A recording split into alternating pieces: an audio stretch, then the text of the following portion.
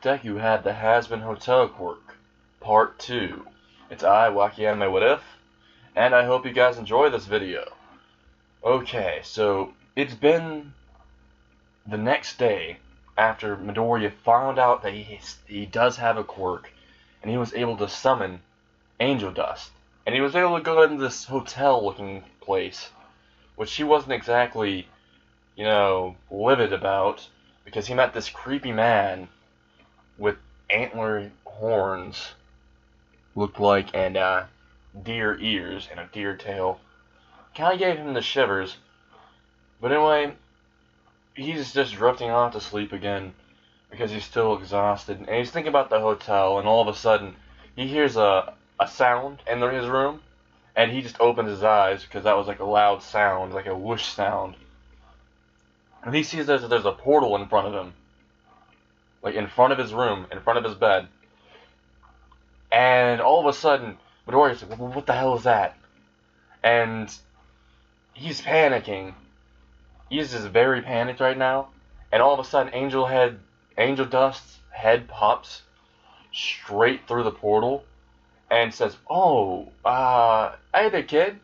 What is this exactly? And why is there a portal here? If this is your so-called ability, or whatever you guys call it, couldn't you use this as a glory hole?" And Midoriya says, what's the glory hole? And Angel says, come on in into the hotel. We got a lot to teach you while your mom isn't here. And Midoriya's like, okay. And Angel Dust says, now what did your mom say when she said don't talk to strangers or go into mystical portals into a hotel? And Midoriya said, my mom didn't say anything about that. Just said not to talk to strangers in a white van. Or if they gave you candy, just don't hop in. And it was just like, well, she should have been more specific about stuff like this. Alright, come on in. So, yeah, he just waves his hand in.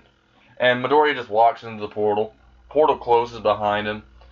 And, yeah. Midoriya is now in the Hazbin Hotel. He looks around. He sees the hotel again. And Angel Dust says, hey, kid, want a piggyback ride again? And Midoriya's like, yay! And puts his hands up.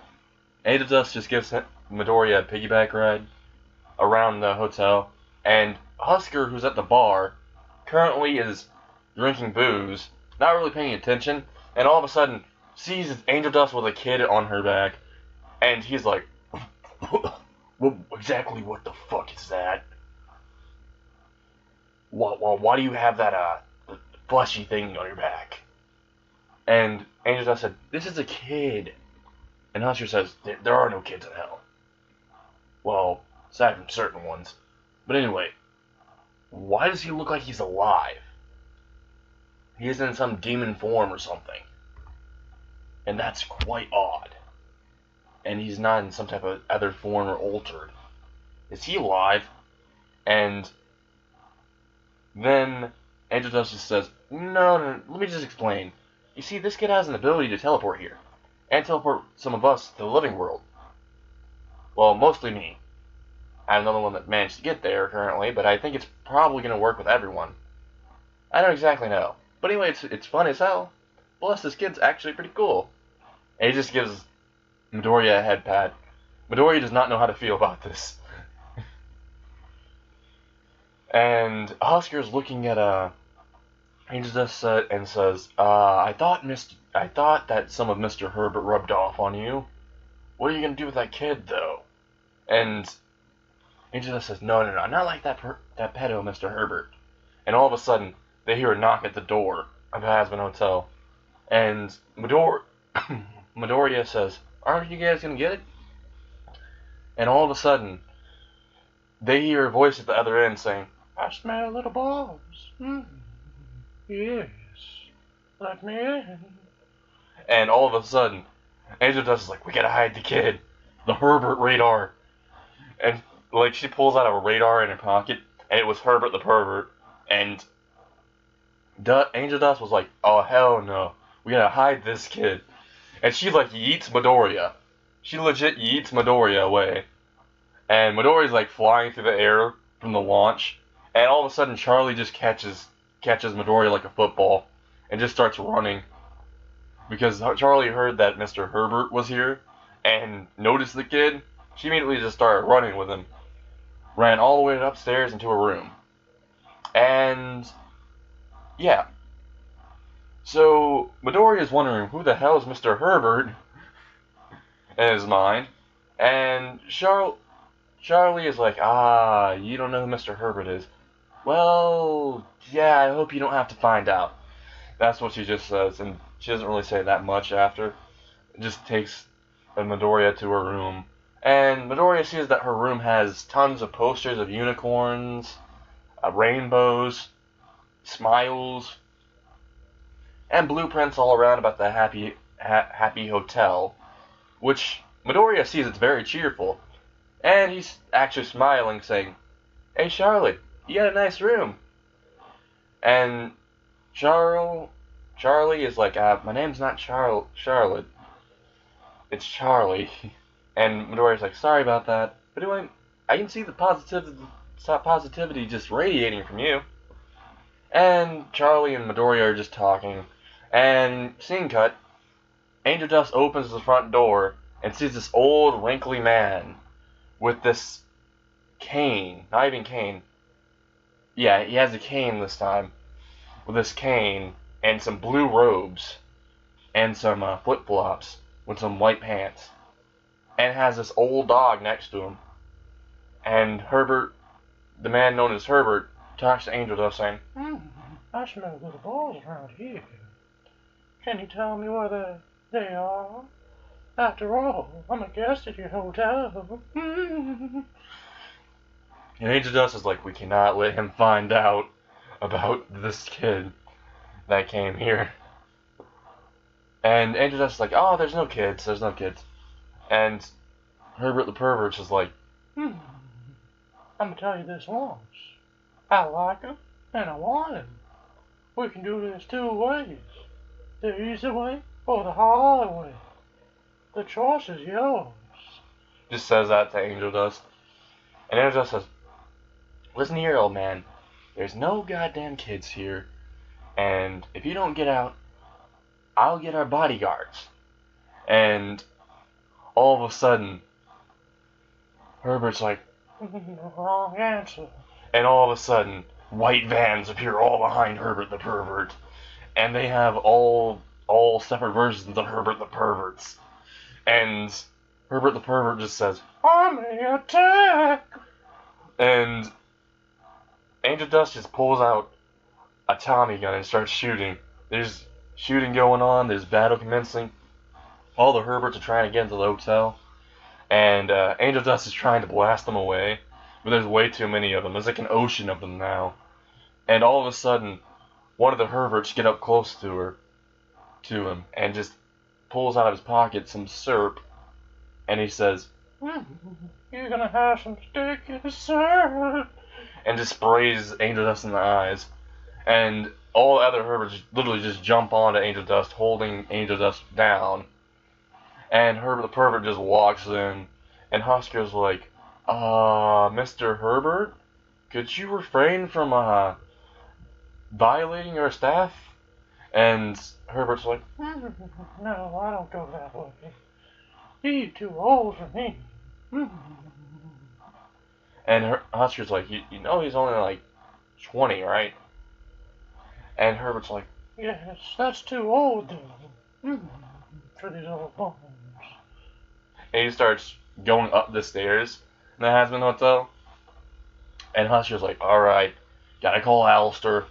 He picks up this phone right beside his bar, calls Alistair, and says, hey, there's this kid that keeps on teleporting in this hotel, apparently. Yeah, he's here. And also, this old man's going after him. And Alistair says, hold up. Is this kid known as Azuku Midoriya? And Husker says, yeah, what? And he just appears right in front of him. He just, like, flames appear from the ground, and Alistair just appears right in front of him, saying, why didn't you tell me earlier? And he runs up the stairs. Alistair runs up the stairs as quickly as possible. grabs Herbert, throws him out the window, and says, "Get out of here, you old coot." Coot, ah, still got the touch. And he just teleports into radio static and appears about a few kilometers away where he threw Herbert the pervert. And appears right behind Herbert the pervert and punches him in the face. And Herbert just holds the punch with one hand, his right hand, and says, "You don't know my power." And he says, "Oh." And all of a sudden, the ground starts to shake. Pebbles start to rise. And Herbert says, "I didn't know this before, but I am Super Herbert." And all of a sudden, his hair grows out, and it turns completely blonde, and the skies turn dark, and lightning starts to happen, and candy starts falling from the sky, and a white van starts appearing miraculously around hell. And Alistair's like, "I really don't want to deal with this." And he just looks at Herbert and says, "If I summon you to the human world and let you go on a spree, will you stop this insanity?" And Herbert's like, "Why, yes, I will." And Herbert just gets teleported to the human world for a few hours. And Alistair's like, what's the worst that can happen? Meanwhile, on Herbert, when he just got teleported, "Come back here," chasing all the kids in a playground, while the parents are trying to stop Super Herbert but are failing. And All Might has to pop in, and All Might just says, "Destroyed, smash," and punches Herbert so hard that he just flies through a few buildings. And they're clashing. All Might and Herbert are clashing, and Herbert's like escaping. Alright, scene cut.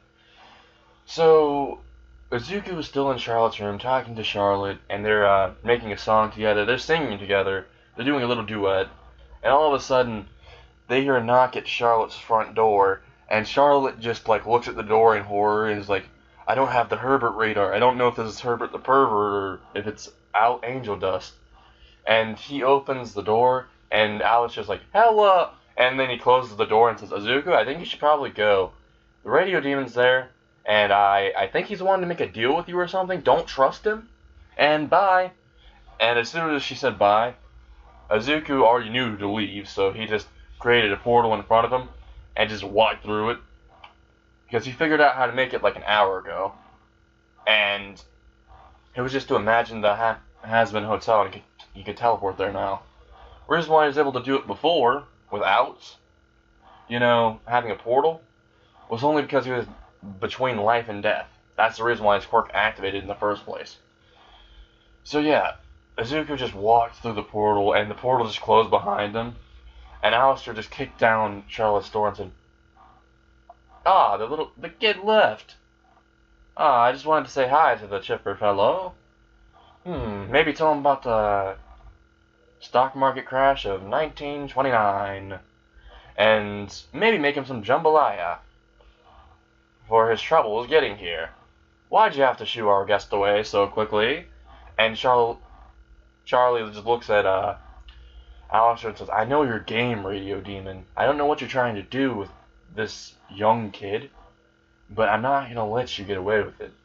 And Alistair's eyes just turn completely red. He turns his head to the side, static appears, and reality itself is getting staticky. And Charlie's really regretting what she just said.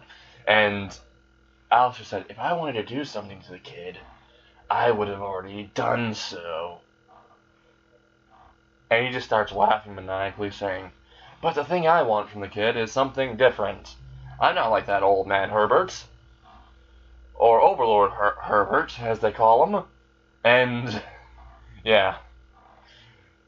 While they're talking, Izuku has just gotten teleported back to his room. He gets on his clothes, walks down the stairs, hugs his mom, and goes to school. And while he's at school, he is wondering, what the hell was that guy?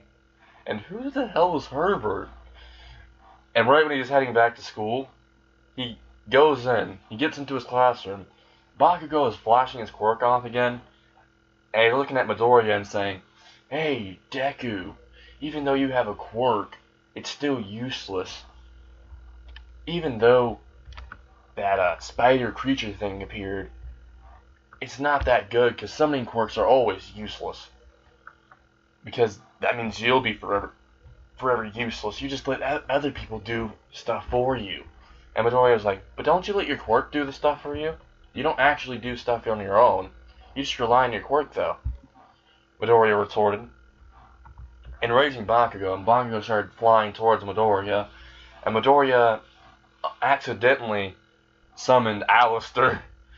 And Alistair, who was back at Happy Hotel, well, Hazbin Hotel, talking to Charlie, all of a sudden sees a circle under him and says, oh, I guess it's my time to go. See ya. And Charlie's like, no, Alistair. And Alistair disappears in smoke. And Charlotte's like, oh, I just hope he doesn't cause that much of a rampage up there. And as soon as Alistair appears, Alistair literally looks at Bakugo, and Bakugo just stops in midair. And he's like, oh, hello, you explosive rascal. And he starts literally messing up Bakugo's hair, and Bakugo's like, stop messing up my hair, old man. And Alistair's like, I'm not an old man. Maybe? Nah, I'm not an old man. But you look more like an explosive clown. Can you show me some party tricks? And he starts putting face paint on Bakugo, making a complete fool of Bakugo. And Bakugo is still stuck in the air, and his explosions won't come out. And Alistair's like, you don't even know the half of my power, boy, so don't piss me off, or you'll find out personally. And his voice starts chanting demonically, and horns sprout from his actual head, and he starts growing a little bit bigger, and he starts going into his demon form. And you're wondering why Alistair's doing this. Well, he's only doing this so he can get the trust of Izuku Midoriya, though he didn't account for the fact that Izuku Midoriya has just pissed himself in that. And yeah, he scared everyone. And everyone in the entire class just started running out. Midoriya tried to run out, but Alistair grabbed him by the back of the collar and said, hey there, kid. And he turned back to his normal form, and Midoriya said, hi there, and he's just literally stuttering. And Alistair's like, I have that effect on people. Don't worry about it, kid. You can just call me Al. That's the right I reserve for my friends. And Izuku's like, you want to be my friend? And his eyes start sparkling, and this light radiates from him, and Alistair says, my eyes, the fucking light. And he just puts his hand in front of his eyes. He's like, I can't see this. Please tone down the light show. And Izuku's sparkle just disappeared. And he's like, so, you want to be my friend? Yay! And he has his hands up in the air, and he just hugs Alistair. And Alistair looks at him and sees a flashback of his old self. So he just gives him a head pat. And in his mind, he's like, I do want to use the kid to get into the human world and be alive again with my demonic powers intact, so I'm unbound by hell, but, I might as well act like a friend until then. Who knows, the kid might actually grow on me. And then Alistair has a shadow that's in his mind, and says, eat the kid, eat the kid. Because he's so close to him, his impulses are starting to take control, and Alistair pushes the kid away and says, I'm sorry, I don't like physical contact for too long. And Midoriya's like, oh, I'm sorry, mister. And he bows his head to Alistair. And Alistair just sees he's super adorable, but every single impulse in his mind is just saying, devour the kid. And, yeah. If you haven't noticed in the show, Alistair is a cannibal, so, yeah, that's the reason why this is happening. And Alistair's turning more insane because of the actual shadow of himself. It's whispering into his head in this what if. So Alistair says, alright then. So, would you like to go home and get some jambalaya? I know a jambalaya recipe that was so good that was so out of hell that it almost killed my mother. And he starts laughing to himself. And Alistair says, I said this differently before, didn't I? Oh well.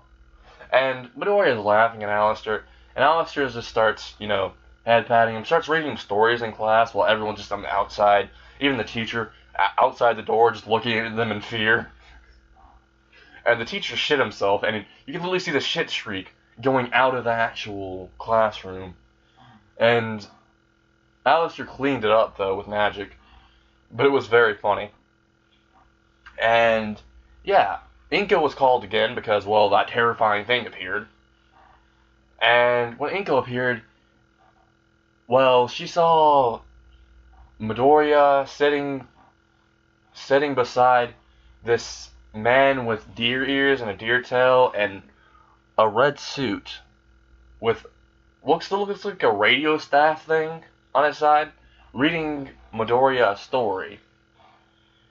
And she's like, oh, that's actually pretty nice. And then she looks to the side and sees all the other people still outside looking through the window, the front door of the window, wondering if they can go back in the classroom or not. And Inko says, what did he do exactly? And they just didn't say anything. They just passed out remembering it. And Inko's like, I don't even want to know. And she just opens the door, looks at Alistair, and looks at Midoriya. And she says, who's your friend here? And Midoriya says, his name's Al. Well, his actual name's Alistair, but he gave me permission to call him Al. And he's clinging on to Alistair's side, forgetting what he said before. But Alistair doesn't really mind it right now, because he's just holding back his impulse as long as possible. And Inko just says, hi there, Alistair. Well, considering the day has been called short since your arrival, because the teacher and principal already, decided to call the day because they thought it was a villain attack for some reason. Would you like to go to home with us? And Alistair says, oh, my dear, of course I will. And he goes up to Inko and kisses her hand. And this makes Inko blush. And Alistair just says, alright, so lead the way. And he follows Inko and Midoriya home while talking to the young lad. And, well, actually getting some bonding experience with him.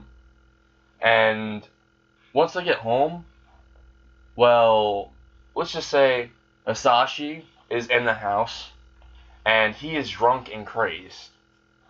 And he's slamming stuff in the house, and Inko can hear it from the outside, and told Midoriya to go away. This will be over quick. I just gotta call the police and get him out of here.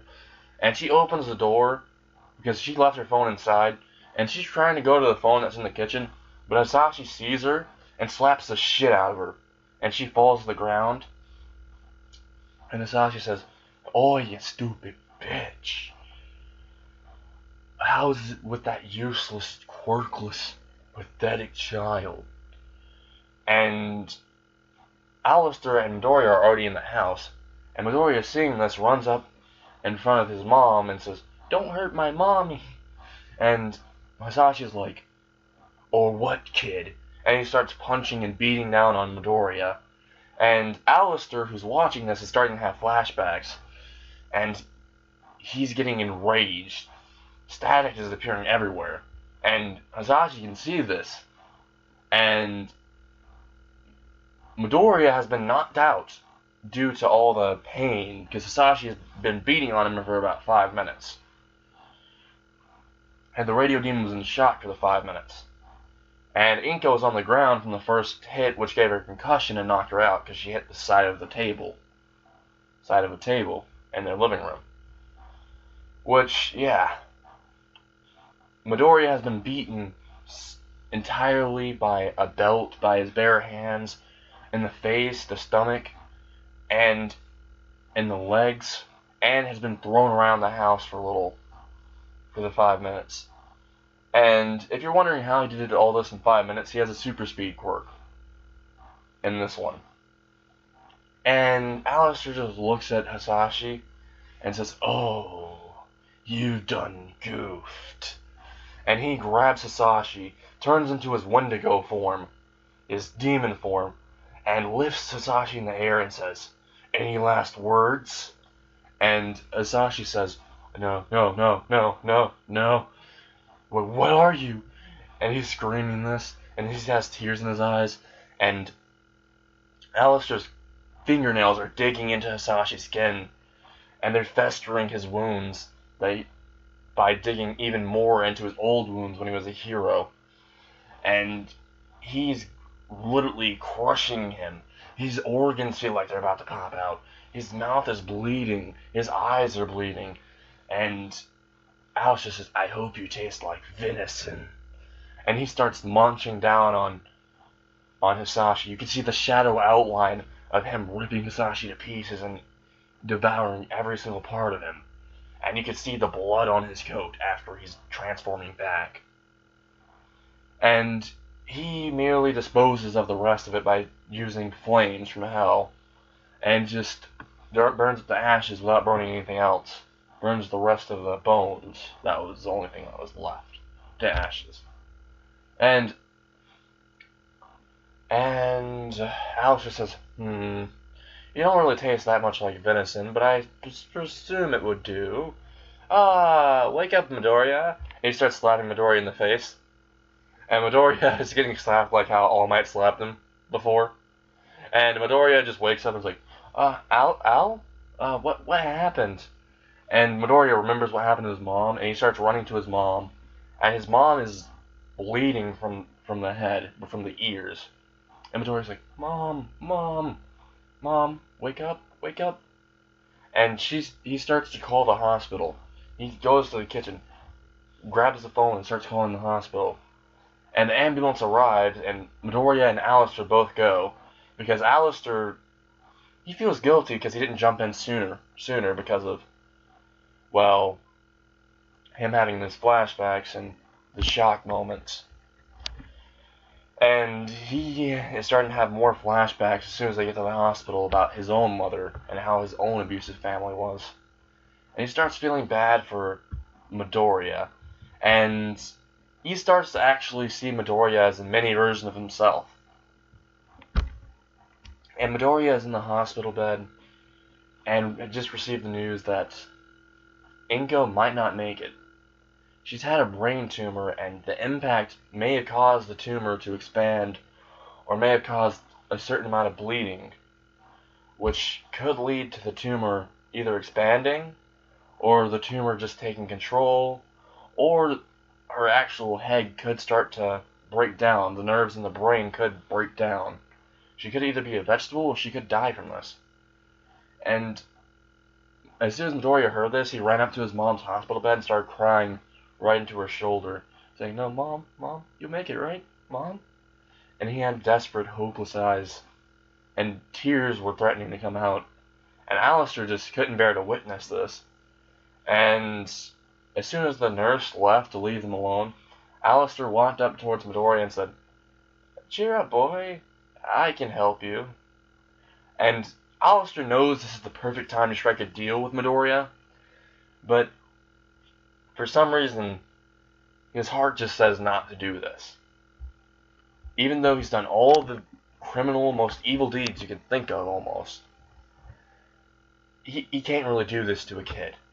Considering his own circumstances, he wishes someone else would extend their hand to help him. So he says, How about this, Midoriya? I'll do you this one favor. Free of charge. Well, not free of charge. You have to summon me every once in a while, and me and you get some venison together, I guess. And he starts chuckling, and he thinks in his mind, this is a good start. Build the kid's trust. Even though that's not really what he was intending to do. But his mind is thinking this. His real intentions in his own heart were to save this boy's mother. Just unlike how his mother couldn't have been saved when he was younger. And he extends his hand and says, Is it a deal? And Midoriya grabs onto Alistair's hands immediately, not even thinking of the consequences if there were any. And says, It's a deal, Alistair. And Alistair smiles insidiously. This unnerves Midoriya, but Midoriya can't take it back now. And he just gives a smile himself, one of pure innocence. And once the green flames appear around them, circling around them, they dissipate. And Alistair walks up towards Inko, touches her head, and reverts the brain back to before the tumor was ever found, and removes the tumor completely out of her head. And after this, Midoriya passes out, because summoning Alistair for so long took a lot out of him.